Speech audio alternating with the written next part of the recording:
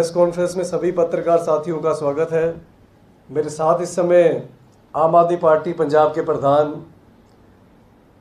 लोकसभा से सांसद भाई भगवंत मान जी मौजूद हैं।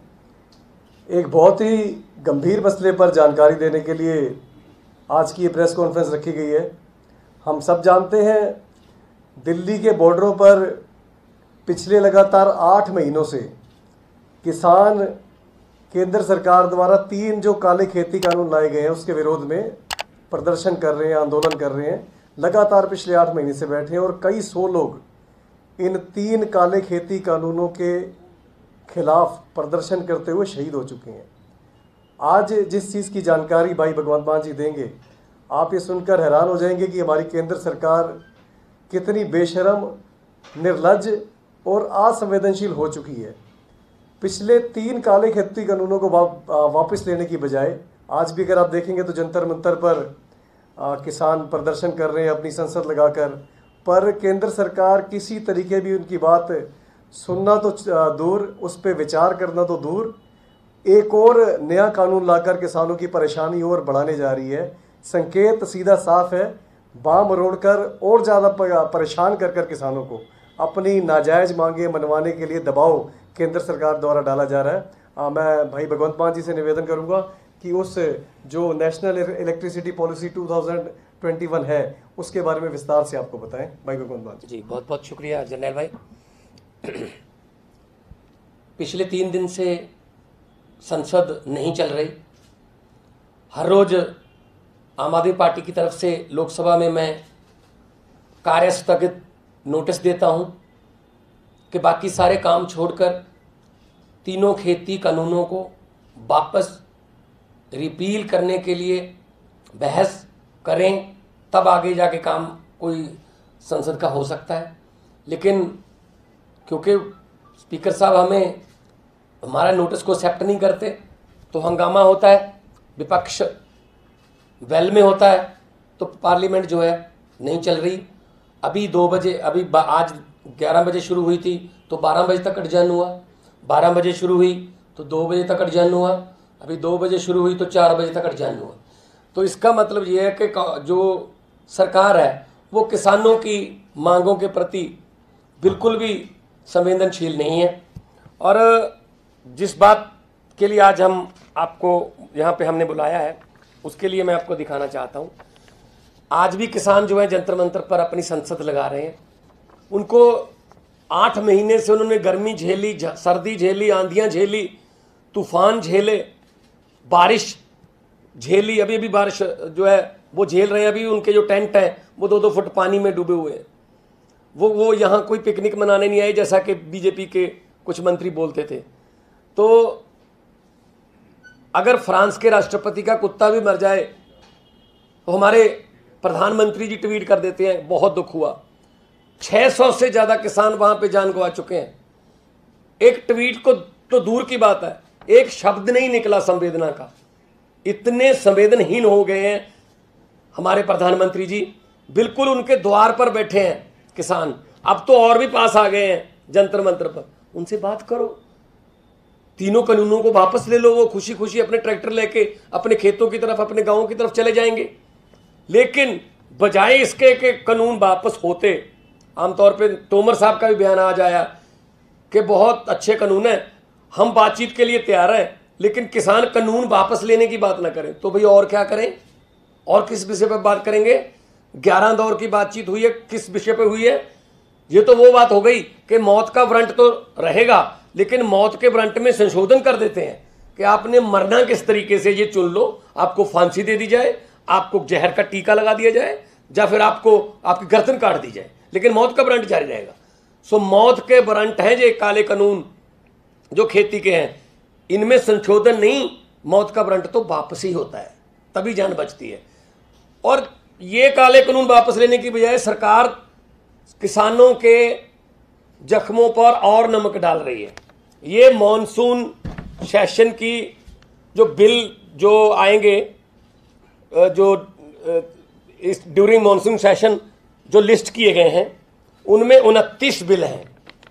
27वें नंबर पर इलेक्ट्रिसिटी अमेंडमेंट बिल 2021 है। ये वही बिल है जिसके बारे में 11 दौर की बातचीत में पीयूष गोयल जी ने, नरेंद्र तोमर जी ने, जब वो किसानों के साथ बात कर रहे थे विज्ञान भवन में, तब ये वादा किया था कि हम ये बिल इंट्रोड्यूस नहीं करेंगे। जब ऑल पार्टी मीटिंग हुई 18 तारीख को, तब मैं पीयूष गोयल जी को पूछा मैंने कि जी आप तो कह रहे थे कि ये बिल आएगा नहीं, ये तो बिल आपने इंट्रोड्यूस कर दिया। तो उनका जवाब क्या था कि जी हमने ये कहा था अगर ये बातचीत सिरे चढ़ती है, अगर ये बातचीत जो है वो मतलब इस बातचीत से कुछ निष्कर्ष निकलता है तब हम इसको नहीं लाएंगे, बातचीत सिरे चढ़ी नहीं, वो तो बीच में ही रहेगी, इसलिए हम बिल ला रहे हैं। इसमें क्या है, इसमें बिजली भी राज्यों का अधिकार नहीं रहेगा। जो बिजली है, इलेक्ट्रिसिटी है, अभी राज्यों का अधिकार है।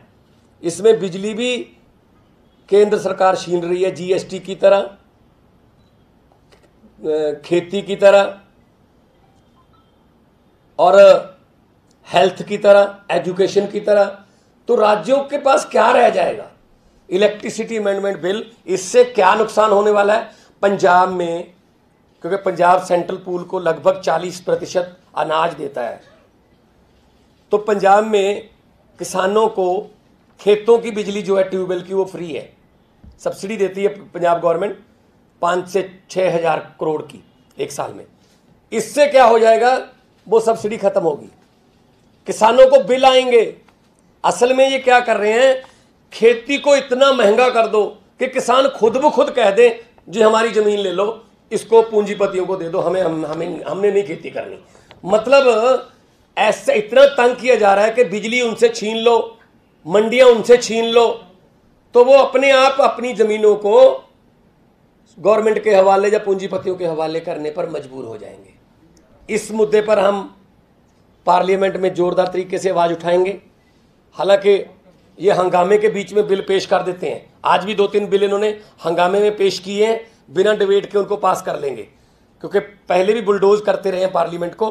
तो ये 2 मांगे उन्होंने कहा था, एक तो जो एयर पोल्यूशन का बिल है उसमें से किसानों को निकाल देंगे, किसान उसमें नहीं रखेंगे जिसमें 1 करोड़ रुपए का जुर्माना है, 5 करोड़ रुपए का जुर्माना, तो उसमें नहीं रखेंगे। एयर पोल्यूशन का बिल भी आ रहा है तीसरे नंबर पर, 29 में से तीसरे नंबर पर एयर पोल्यूशन का है, 27 नंबर पर इलेक्ट्रिसिटी है। ये राज्यों के अधिकार पर शरेआम डाका है, ये फेडरल स्ट्रक्चर के लिए बहुत खतरनाक है। ये सरकार जो है राज्यों को खत्म करने पर लगी है, और इस इलेक्ट्रिसिटी बिल के लिए कई बीजेपी शासित प्रदेशों ने भी अपना विरोध जताया था, लेकिन जो डिक्टेटरशिप, तानाशाही मोदी सरकार कर रही है, ये किसानों के जख्मों पर नमक डालने वाली बात है। थैंक यू जी। किसी का कोई सवाल हो तो वो पूछ सकता है। और हम पंजाब में भी, सड़कों पर भी और संसद में भी इस बिल का और खेती बिलों का जोरदार विरोध जारी रखेंगे, जितनी देर सरकार इन तीनों बिलों को रिपील करने की और इस जो बिजली अमेंडमेंट जो बिल है इसको लिस्ट से हटाती नहीं। एक बार अगर ब्रीफ कर दें इसको, जो बिल है जिसकी खराबी आप बता रहे हैं, अगर उसके आपने एक बताया कि अब सब्सिडी नहीं दे पाएगा स्टेट, और क्या क्या आपको इसमें बिल में खराबी? उसमें क्या है कि बिजली जो है, जैसे पंजाब है, पंजाब बिजली पैदा करता है, पंजाब की सारी बिजली सेंटर ले लेगा, उसके बाद पंजाब को अपने लिए बिजली मांगनी पड़ेगी, बिल्कुल जीएसटी की तरह। हम जो स्टेट है वो टैक्स इकट्ठा करके सेंटर को देती है और अपना हिस्सा मांगने के लिए भीख मांगनी पड़ती है, बिल्कुल सेम है। ऐसा ही बिजली के साथ कर रहे हैं ये, कि बिजली अब स्टेट सब्जेक्ट नहीं रहेगा। इससे पहले बिजली, एग्रीकल्चर, हेल्थ, एजुकेशन ये स्टेट सब्जेक्ट थे, लेकिन अब ये स्टेट सब्जेक्ट नहीं रहे। जैसे दिल्ली सरकार के जो हर काम में एलजी को लगा दिया गया है, हर काम में एलजी जो है टांग अड़ाता है, बिल्कुल उसी तरह से ये सभी स्टेटों से बिजली सेंटर ले लेगा, उसके बाद उनको वापस अपनी बिजली, अपने हिस्से की बिजली लेने के लिए मिन्नतें करनी पड़ेगी, हाथ में कटोरे पकड़ने पड़ेंगे। ठीक है जी, थैंक यू जी। सर, ये अभी जो चल रहा है, जो जनता दफ्तर में तमाम किसान पहुंचे हुए हैं, वहाँ पर ये खबर आ रही है कि जो मीडिया कर्मी है उनके साथ मारपीट की भी अमित मालवीय ने भी एक ट्वीट किया जहाँ पर एक कैमरामैन लहू लोहार नजर आ रहे हैं, क्या कहेंगे किसानों को फिलहाल जो वहाँ पर है? देखिए, वैसे तो बहुत ही ऑर्गेनाइज्ड और डिसिप्लिन तरीके से उन्होंने ये प्रोग्राम बनाया है। 200 आदमी हर रोज आएंगे और 200 के 200 का आई कार्ड बनाया है संयुक्त मोर्चा ने, उनकी स्टैंप लगी हुई है, उनके साइन है। तो ऐसा नहीं हो सकता कि कोई शरारती तत्व कोई गलत आई कार्ड बना के घुस जाए, तो ऐसा होना नहीं चाहिए।